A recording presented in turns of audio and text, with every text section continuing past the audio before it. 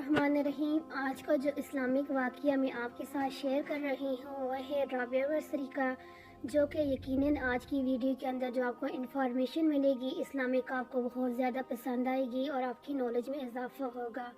प्यारे दोस्तों, ये एक ऐसी बाबरकत खातून का वाक़या है जो कि आलम रब्बानी, आलम हक़ानी है, जिनकी ज़िंदगी का मकसद रज़ा इलाही हासिल करने और मसाइब पर सब्र करने के सिवा कुछ नहीं था, जो कि हुज़ूर सल्लल्लाहु अलैहि वसल्लम की तालीमात की हकीकी वारसा और एक ऐसी खातून है जिनकी ज़िंदगी हमारे लिए सरमाया है। प्यारे दोस्तों, आपका पूरा नाम राबिया बसरी बिन्त इस्माइल अलवादिया अलकसीसा है। क्योंकि आप 3 बहनों के बाद पैदा हुई, इसलिए आपके वालिद मोहतरम ने आपका नाम राबिया यानी चौथी रखा। हिजरी में लिखा है, जबकि इसके हिसाब से आपकी कुल उम्र 35 साल बनती है। इसके बरअक्स तमाम तर तारीख के किताब में ये बात वाज़िह लिखी है कि आप बूढ़ी होकर फौत हुई। लिहाजा 35 साल में क्योंकि इंसान बूढ़ा नहीं होता, लिहाजा यह तारीख पैदाश दुरुस्त नहीं। आपके बारे में ये भी लिखा जाता है कि शायद आप एक गुलाम घराने में से ताल्लुक़ रखती थी, मगर ये बात भी हरगिज़ दुरुस्त नहीं। आपके नाम के साथ अलवादिया अलकसीसा भी है।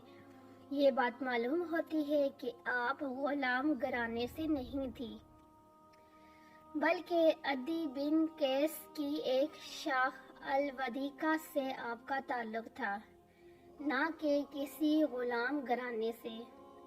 मगर हालात ने ऐसा पलटा खाया कि आपको बाजार में जाकर बेच दिया गया। जैसे कि हम लोग अक्सर सुनते हैं कि राबिया बसरी को जो है वो फ़रोख्त कर दिया गया था नाचने वालों के पास। ये बात हम सब लोग अक्सर सुनते हैं, तो उसकी भी आज की वीडियो के अंदर आपको तफसील से डिटेल से मिल जाएगी कि क्या हुआ था, किस तरह से बचा था। जैसे कि हज़रत यूसुफ अलैहिस्सलाम गुलाम तो ना थे, मगर हालात वाक़ियात ही ऐसे बने कि इनको मिस्र के बाज़ार में जाकर बेच दिया गया।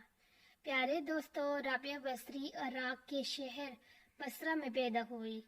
जैसे कि आपके नाम के साथ बसरी का लफ्ज़ आता है। इस शहर को हज़रत उमर रज़ी अल्लाह ताला अन्हो ने आबाद किया था। आपके बचपन के इब्तदाई हालात कुतुब में बहुत कम मिलते हैं। आपके वालिद ग्रामी इस्माइल, जो कि बनु अदिया से ताल्लुक़ रखते थे, बसरा के करीब सुबह राहों में से एक पुराने घर में रहते थे, जिसका दरवाज़ा भी ना होने के बराबर था।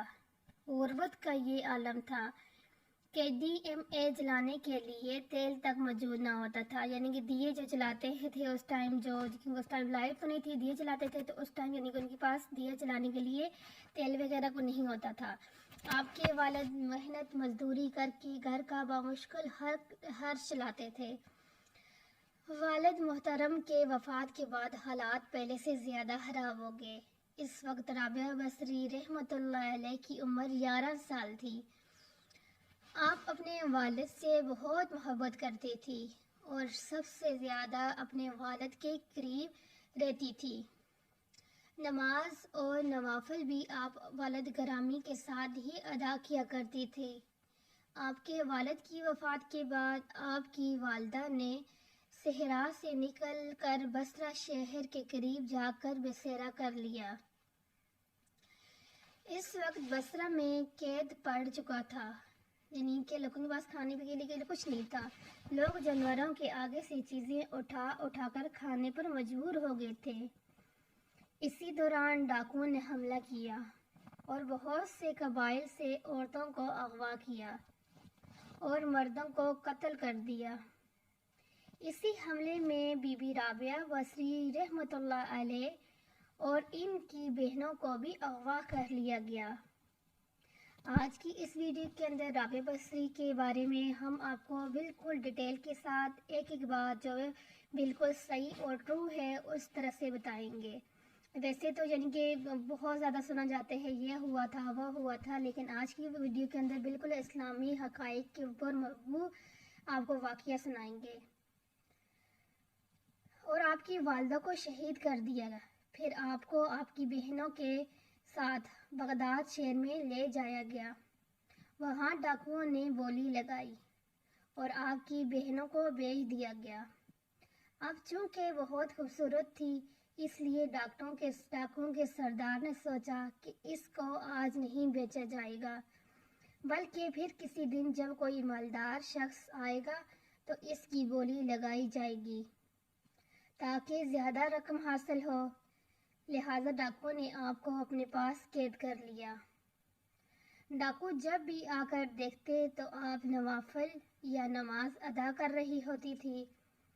اس سے وہ بہت چڑھتے تھے۔ ایک دن ڈاکوؤں کے سردار نے کہا کہ اس کو شراب دی جائے اور شراب کے علاوہ پینے یا کھانے کے لیے کچھ بھی نہ دیا جائے۔ لہذا جب آپ کو شراب دی گئی تو آپ نے کہا کہ یہ حرام ہے، یہ میں نہیں پیوں گی۔ انہوں نے کہا پھر تمہیں پانی نہیں دیا جائے گا۔ اس طرح 3 دن گزر گئے اور تیسرے دن پھر وہ شراب لے کر آئے، آپ کے سامنے آئے، مگر آپ نے کہا کہ یہ حرام ہے، میں ہرگز نہیں پیوں گی۔ پانی نہ ملنے کی وجہ سے آپ کی حالت انتہائی نڈھال ہو چکی تھی۔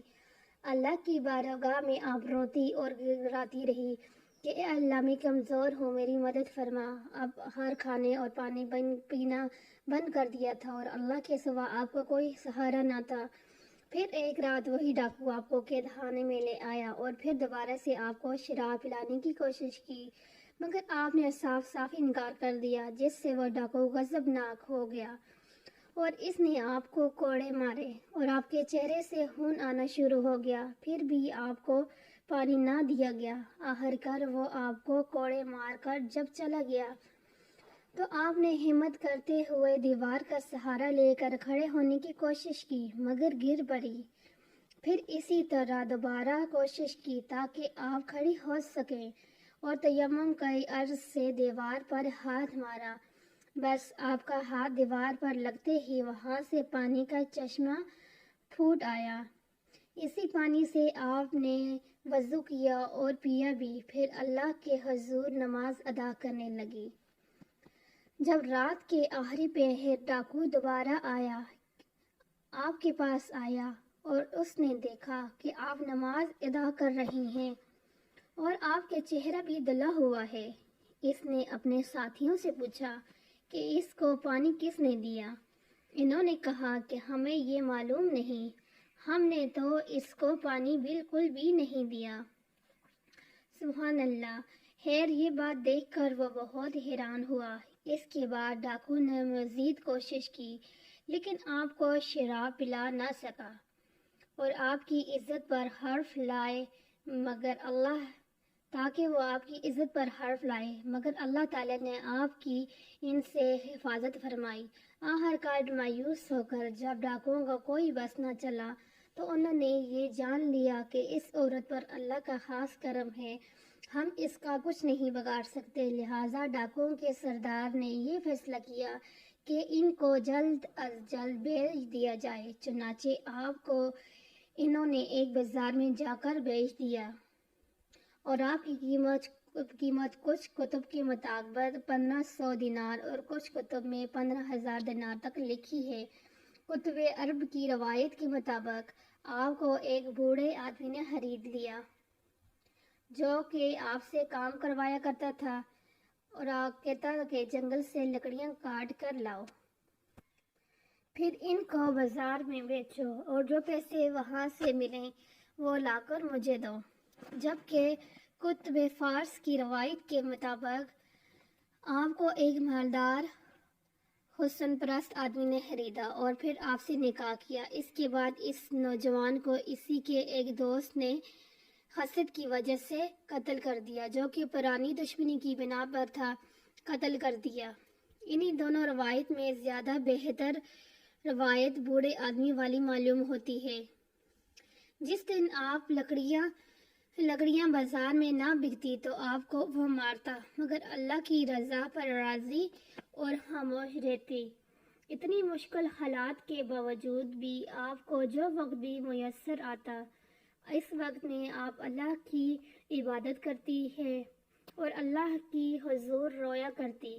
کچھ لوگوں کا خیال یہ ہے کہ شاید آپ کا حساب بھی لونڈیوں کی طرح ہی تھا، مگر ایسا ہرگز نہیں۔ جب کبھی بھی آپ کی عزت پر حرف آنے لگتا تو کوئی نہ کوئی ایسی کرامات ظہور پذیر ہوتے جس سے اللہ تعالیٰ آپ کو بچا لیتا۔ آپ چہرے پر ہمیشہ نقاب رکھتی تھی اور بسیدہ کپڑے پہنا کرتی تھی تاکہ دیکھنے والوں کو بوڑھی عورت سمجھیں۔ ایک دن وہ بوڑھا آدمی رات کو پیاس کی شدت کی وجہ سے اٹھا۔ اس نے دیکھا کہ رابعہ بصری رحمۃ اللہ علیہ کے کمرے میں روشنی ہے۔ یہ دیکھ کر وہ بہت غضبناک ہوئے کہ میں نے تو تمام تر دیے بند کر دیے تھے تاکہ تیل خرچ نہ ہو۔ اس نے اپنی نماز پڑھنے کے لیے دوبارہ سے دیے جلائے دیے۔ وہ غصے سے آپ کے کمرے میں داخل ہوا تو کیا دیکھتا ہے کہ ایک نور کی روشنی سے پورا کمرہ جگمگا رہا ہے۔ بس یہ دیکھنا تھا کہ وہ گھٹنوں کے بل گر گیا۔ جب آپ نماز سے فارغ ہوئی تو اس نے آپ سے معافی مانگی اور کہنے لگا کہ مجھے تمہاری یہ حقیقت معلوم نہ تھی۔ آج کے بعد میں تمہارا غلام ہوں اور تم یہیں رہو اور مجھے اپنے غلامی میں رکھ لو۔ آپ نے اس سے کہا، انہوں نے کہا اگر تم مجھے آزاد کر ہی دیا ہے تو مجھے واپس جانے دو۔ لہٰذا آپ وہاں سے آزاد ہو کر اللہ کے حفظ ایمان میں رہتے ہوئے واپس اسی جگہ پر لوٹی جہاں آپ کا بچپن گزرا تھا۔ آپ نے دنیا اور لوگوں کے حالات سے وہ بھی دیکھ لیے تھے۔ بہت سے ظلم برداشت کرنے کے بعد اللہ تعالیٰ نے آپ کو اپنے فضل و کرم سے نوازتے ہوئے باعزت طریقے سے اپنے وطن واپس لوٹا دیا۔ جب آپ اپنے آبائی گھر واپس پہنچی جہاں آپ کا بچپن گزرا تھا تو دیکھا کہ وہاں کھنڈر بھر چکے تھے۔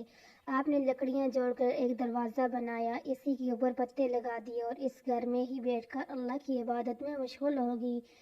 پیارے دوستو، رابعہ بصری رحمۃ اللہ کی شہرت کی وجوہات کئی ہیں۔ ان میں سے چند یہ ہیں۔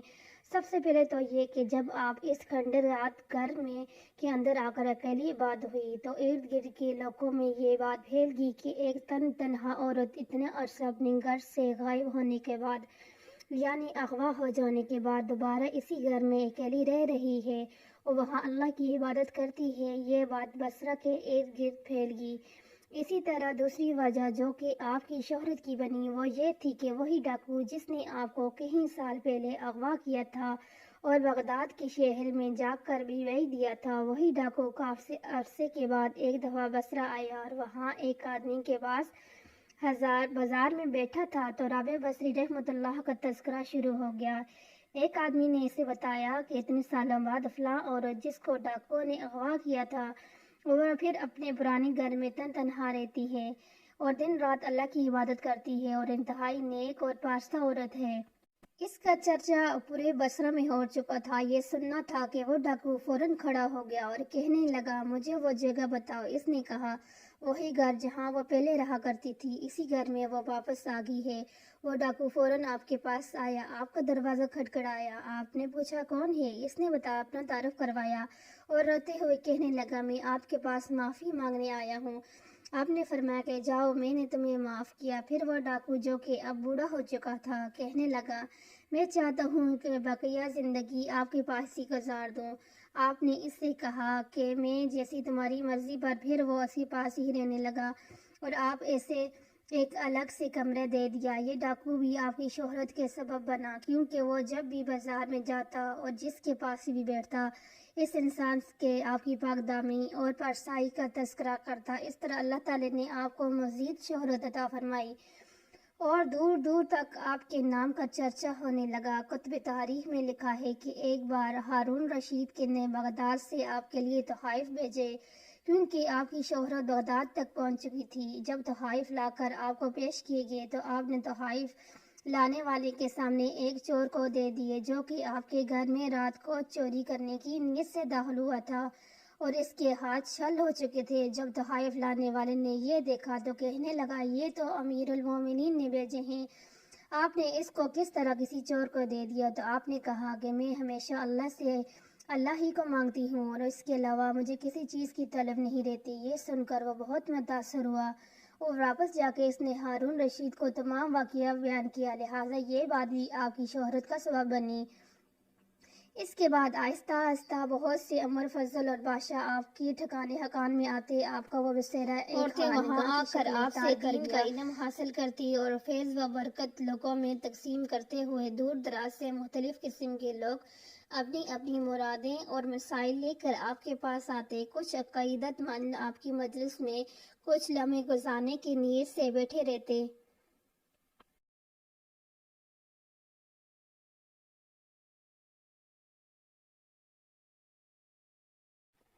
اللہ تعالیٰ نے آپ کو ایسی شہرت اور عزت عطا فرمائی کہ آپ کی وہ خانقاہ ایک مدرسہ ہونے کے ساتھ ساتھ مخلوق خدا کے دکھ درد دور کرنے والی جگہ بن گئی۔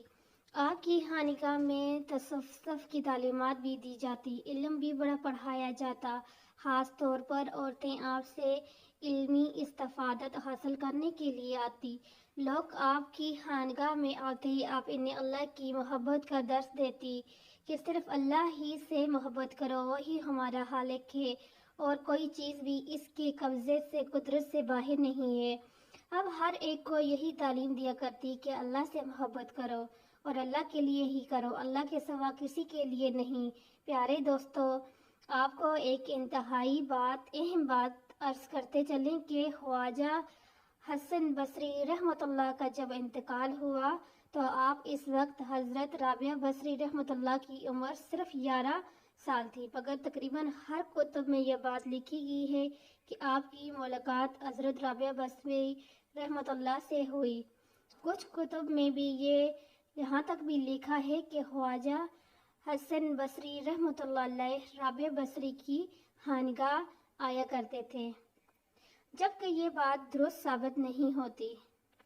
جب ہم ان کی تاریخ وفات اور رابعہ بصری کی رحمۃ اللہ کی تاریخ وفات اور پیدائش دیکھتے ہیں تو کسی صورت میں بھی یہ بات ثابت نہیں ہوتی۔ البتہ ایسا ہو سکتا ہے کہ بچپن میں حضرت خواجہ حسن بصری رحمۃ اللہ علیہ آپ کے والد محترم کے پاس آتے ہوں، کیونکہ وہ بھی ایک صوفی تھے، تو اس وقت ان کی ملاقات رابعہ بصری رحمۃ اللہ علیہ سے ہوئی ہو۔ اسی طرح مالک بن دینار رحمۃ اللہ علیہ کے ساتھ بھی آپ کی ملاقات ہوئی منسوب کی جاتی ہے، لیکن یہ بات بھی مشکوک ہے۔ اس طرح حضرت ذنون مصری رحمۃ اللہ علیہ کی ملاقات بھی آپ سے ثابت کی جاتی ہے۔ حضرت ذنون مسیح رحمۃ اللہ علیہ کا وصال 859 عیسوی میں ہوا، جبکہ 796 عیسوی میں آپ پیدا ہوئی۔ اس سے معلوم ہوتا ہے کہ حضرت ذنون مصری رحمۃ اللہ علیہ کو پیدا ہوئے جب 5 سال ہوئے تو 801 عیسوی میں رابعہ بصری رحمۃ اللہ علیہ کی وفات پا چکی تھی، لہٰذا ذنون مصری رحمۃ اللہ کی ملاقات بھی آپ سے ثابت نہیں ہو سکتی، جبکہ حضرت سفیان ثوری رحمۃ اللہ علیہ کی ملاقات آپ سے ممکن ہے، کیونکہ وہ 97 ہجری میں پیدا ہوئے، جبکہ رابعہ بصری رحمۃ اللہ علیہ 99 ہجری میں پیدا ہوئی۔ لہٰذا کتب میں زیادہ تر جو واقعات رابعہ بصری رحمۃ اللہ علیہ کے ساتھ دوسرے صوفیاء کرام کی ملاقات کے ملتے ہیں، ان کے بارے میں یہ کہا جاتا ہے کہ وہ واقعات حضرت سفیان ثوری رحمۃ اللہ علیہ سے متعلق ہو سکتے ہیں، مگر دوسرے صوفیاء کرام سے نہیں، جن کا ہم نے ذکر کیا ہے۔ یہ بات بہت سے مطالعہ کتب کے بعد بہت تحقیق کے بعد آپ کے سامنے پیش کی گئی ہے۔ پیارے دوستو، آپ کی خانقاہ کا کل سامان، ایک چٹائی، 2 برتن جو کہ کسی مہمان کو کوئی چیز پیش کرنے کے لیے، ایک جگ اور ایک پتھر سر کے نیچے رکھنے کے لیے تھا۔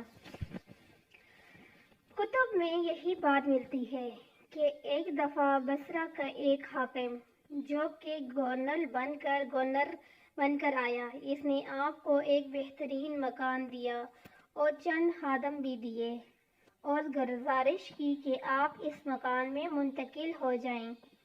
اس وقت حضرت رابعہ بصری رحمۃ اللہ علیہ بوڑھی ہو چکی تھی۔